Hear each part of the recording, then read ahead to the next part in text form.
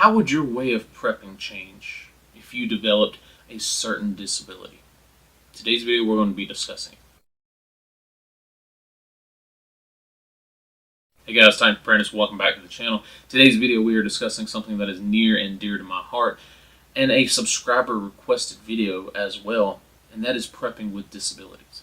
Now, I had a subscriber reach out to me over a year ago and he asked me, hey man, what would you do if you experienced a stroke? What would you do?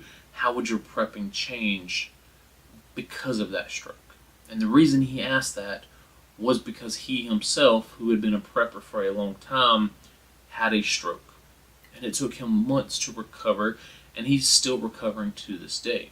So for that subscriber, right, he reached out to me and he said, hey, what would you do? A stroke is a neurological condition. Could be a brain bleed or it could be a brain blockage. But in his case, in his scenario, it put him in the hospital for over 6 months. Or it put him in the recovery for 6 months. He said that he used to enjoy prepping, he used to enjoy going on hikes, he used to enjoy riding a bike. And after the stroke, he basically had to relearn how to do almost all of that stuff. So his whole idea behind his preps up until that point was to bug out if necessary. Now, he's very weak on his feet. He's very weak standing up. He's very weak walking around. How is he supposed to go out and hike 50 miles with a 100-pound pack on? He's not.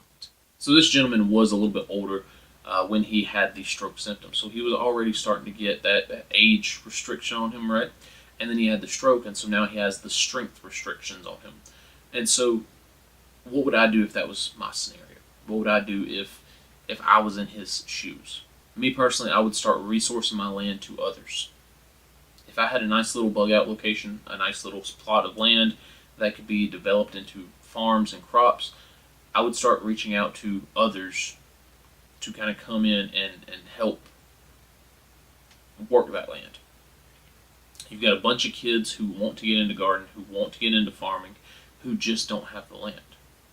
Well, I have the land resource, I just can't work it. So go find you some 18, 19, 20-year-olds who want to work in the fields, throw them in your fields, right? Let them grow whatever they want to grow legally in your property, and hey, now you've got the work hand, you can ask them to help out a little bit, right? And so it's like a trade-off. My neighbors down the street and my neighbor next door have both helped me till up my land and grow crops in my land. Sure, I'm still out working it sometimes, but they're the ones with the tractors that were out plowing the fields. They're the ones with the tillers that are out plowing the fields just for the sense because they're bored. So get to know your neighbors. That's another thing, right? Because now he's weak, he's older, he's weaker due to this stroke. You really need to get in contact with your neighbors, and hopefully you have some good neighbors. Because if you fall again, if you break your hip again, you need them on speed dial. I'll give you an example, right? My grandma lived without power for almost 30 years. She fell and broke her hip. The only neighbor that she really had was her sister, who lived within distance, but might only go visit her like once a week. When she fell, she broke her hip. She was in the backyard. It was wintertime. She fell, broke her hip, and crawled on her fingernails to the front yard. And the way her road works, there was a bunch of trees, and you could just barely see the front porch of the house as you're passing, right? So she's sitting out there just waving. The only thing to save her, the only thing to prevent her from having hypothermia that day was one of the neighbors. He passed her house, saw her sitting on the front porch steps of this old, abandoned, built in the 1900s style home, and said, that looks weird. Drove up the road, dropped his wife off, spun around, came back down, pulled in her driveway and started talking to her, and realized, oh, she broke her hip. I need to call 911. And so if you are in a situation like the subscriber, get to know your neighbors. Because what happens if a storm comes through? What happens if a tornado hits, a hurricane hits? You need to have them watch your back, and you watch their back as best you can. The third thing that you can do if this situation happens to you is change up your prepping style. This guy was ready to run off into the woods and live like Grizzly Adams. But then the stroke happened, and now he had to change. Right? He went from a bug out prepper to a bug in prepper because he was forced to. And so now he's stocking up his home. He wants his home to be as easy and as simple as it can be if the situation were to occur. So he's got himself a generator, he's got himself some solar panels, right? He is ready for something to happen as long as he can stay home and stay put. And I think that's what a lot of us need to focus in on.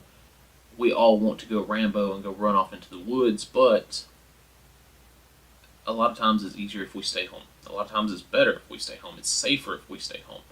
So changing up your preps, same way with having kids, right? And don't count kids as a disability because some people can't have them, but am I going to take a 3, 4, 5-year-old, a 1-year-old, a 1-month-old into the woods and say, here, let's live like Rambo? Probably not. And that's when my prepping style changed. Was when I got home, I got back into prepping, and I started having kids, and I was like, this idea of living in the woods is kind of stupid. That's why I don't promote it on this channel. That's why I don't tell people to go run off into the woods, because it's a terrible, stupid idea. There are individuals right now, both content creators and subscribers and viewers and people in the world who have disabled children. And that could be autism, that could be Down syndrome, that could be Asperger's, that could be a whole different variety of things.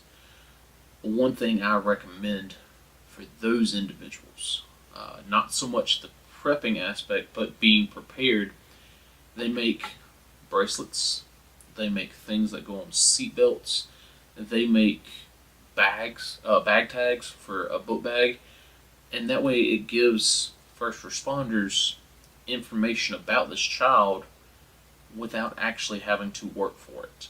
If you get somebody who has Down syndrome or who is autistic and nonverbal, and you trying to treat them like a normal patient, it's very, very difficult.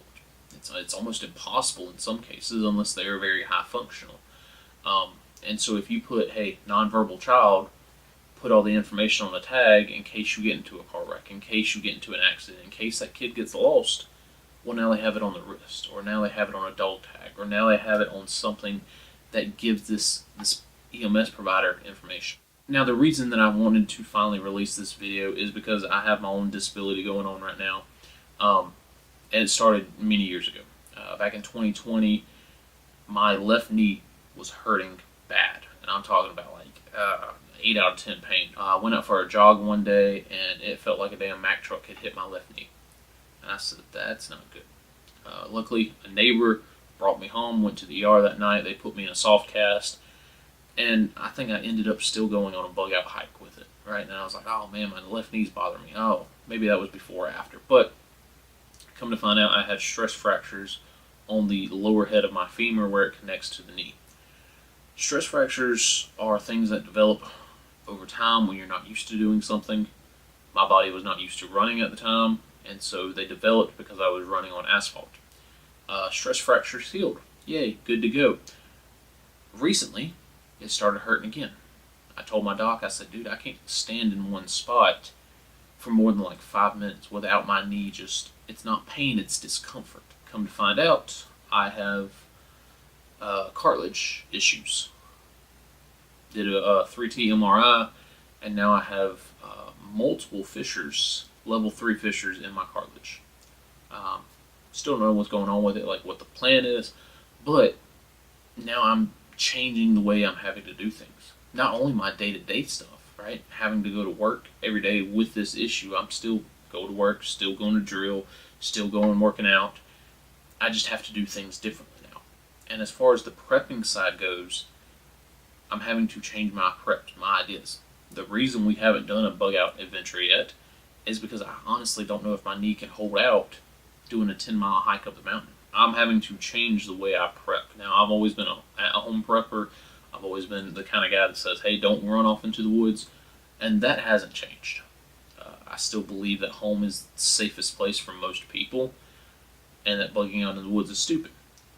But that doesn't mean I don't want to go hang out with a buddy in the woods and go hike 10 miles and go on these trails and these adventures and make videos for you guys. But I'm having to hold off on it because of that. And I'm having to sit back and think, okay, how can I make this home the safest, best place to be during a disaster?